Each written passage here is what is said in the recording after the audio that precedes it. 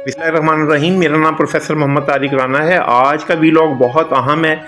इसमें मैं आपको 9 टिप्स बताने जा रहा हूँ जिन्हें इख्तियार करने के बाद आपकी हैंड राइटिंग बेहतरीन हो जाएगी और आप बोर्ड के इम्तहान में बेहतरीन नंबर हासिल कर पाएंगे।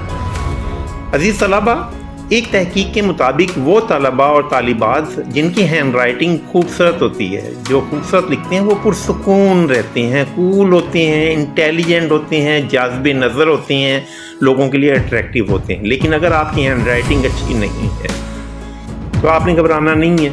ये लेक्चर आपके लिए है, ये वीलॉग आपके लिए है। इसमें मैं आपको बताऊंगा कि किस तरह से इन 8 टिप्स पर अमल करके आप अपनी हैंड राइटिंग को बेहतर बना सकते हैं। हेलो हाय, मेरा नाम प्रोफेसर मोहम्मद तारिक राना है। आप मेरे साथ जुड़े रहिए, मेरे चैनल को सब्सक्राइब कीजिए।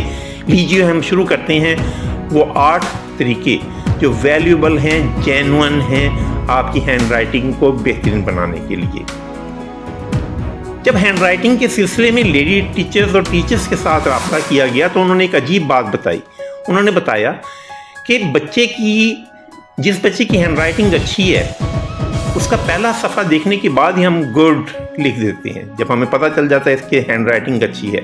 लेकिन जिस बच्चे की हैंड राइटिंग भद्दी है, बुरी है, शिकस्ता है, उसके भी पहले सफ़े से हमें अंदाज़ा हो जाता है और हमें टीचर जो हैं वो बहुत नाराज़ होती हैं उस ऐसे बच्चे से जिसकी हैंड राइटिंग अच्छी ना हो।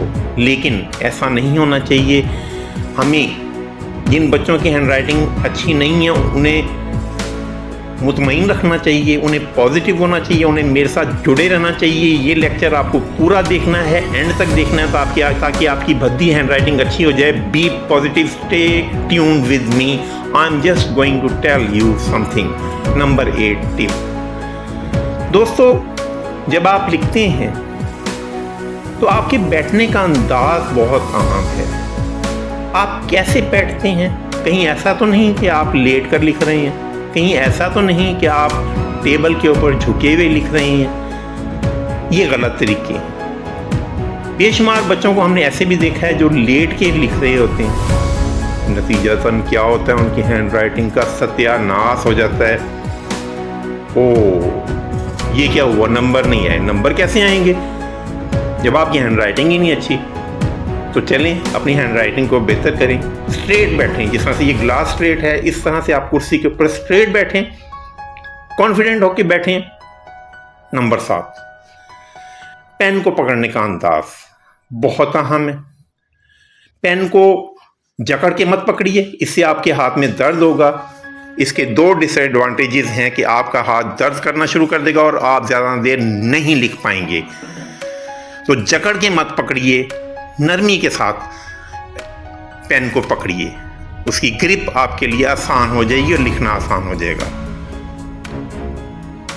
नंबर 6, अक्सर हम ये देखते हैं कि बाज़ बच्चे बहुत तेज़ी में होते हैं, जैसे उनके पीछे कोई पड़ गया हो, तेज़ लिख रहे होते हैं और जब वो टीचर चेक करता हो यह की लिखे है भाई, तो समझ ही नहीं आ रही। तो आपको तेज़ी किस चीज़ की है? शुरू में आप नरमी से लिखें, आहिस्ता लिखें, आहिस्ता लिखें, आहिस्ता से पेन को पकड़ें, कॉन्फिडेंटली लिखें। नंबर 5, ये बात बहुत अहम है कि बाज़ बच्चे ऐसे होते हैं कि वो इस तरह से पकड़ते हैं कि जॉइंट के ज़रिए से पेन को पकड़ते हैं, जिससे उनका हाथ दर्द करना शुरू कर देता है। तो आप जो है अपने जॉइंट के ज़रिए से जो है वो पेन को ना पकड़ें, बल्कि पूरे हाथ से अपने पेन को पकड़िए। नंबर 4, ये भी बहुत अहम है। नंबर 4 टिप, आपने एक ऐसा कमरा ज़रूर देखा होगा जिसमें बेतरतीब अंदाज से बेशुमार बॉल पड़े हैं, और एक ऐसा कमरा भी देखा होगा जिसमें तरतीब से बेशुमार बॉल पड़े हैं। इससे आपने क्या समझा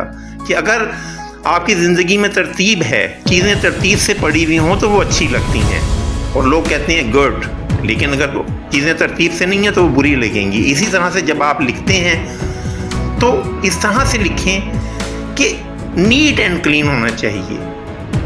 605 और 604 मार्कर का इस्तेमाल करें, गैप्स देके लिखें। मार्कर का इस्तेमाल बच्चों बहुत अहम है। बाद बच्चे लफ्ज़ों को जोड़ कर लिखते हैं और बाद बच्चे बहुत ज़्यादा गैप दे देते हैं। जिस तरह से ये लिखा है थोड़ा थोड़ा सा गैप दें, ये एक्सीलेंट तरीका है।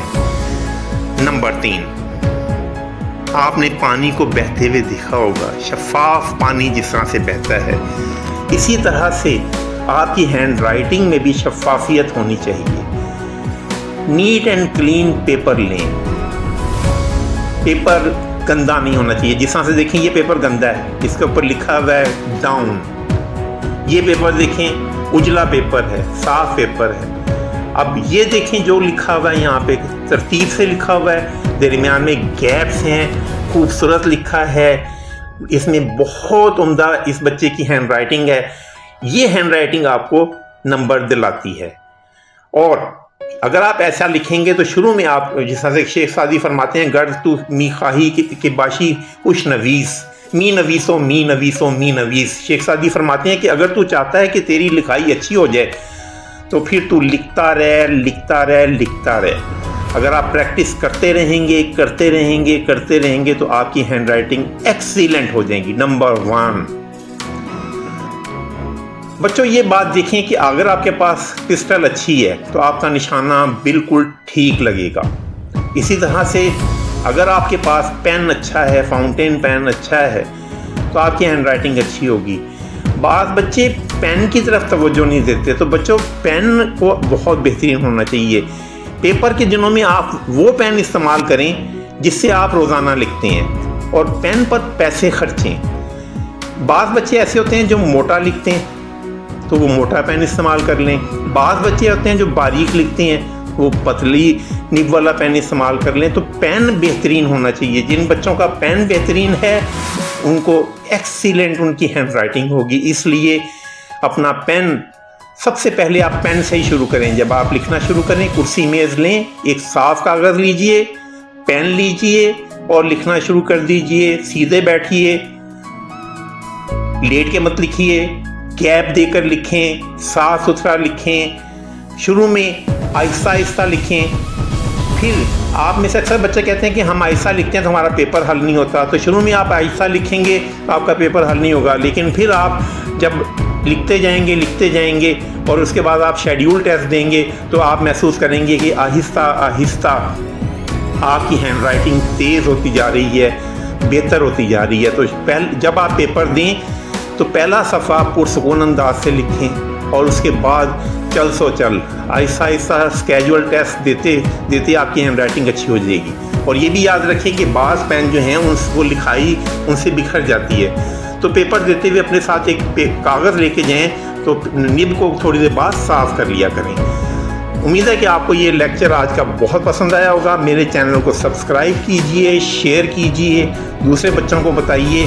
ये वाहिद मदद है जो आप मेरी कर सकते हैं और ये सदका जारिया भी है। खुदा हाफिज़, शब बखैर, अल्लाह हाफिज़, good luck, boys, stay blessed. I am Mohammad Tariq Rana.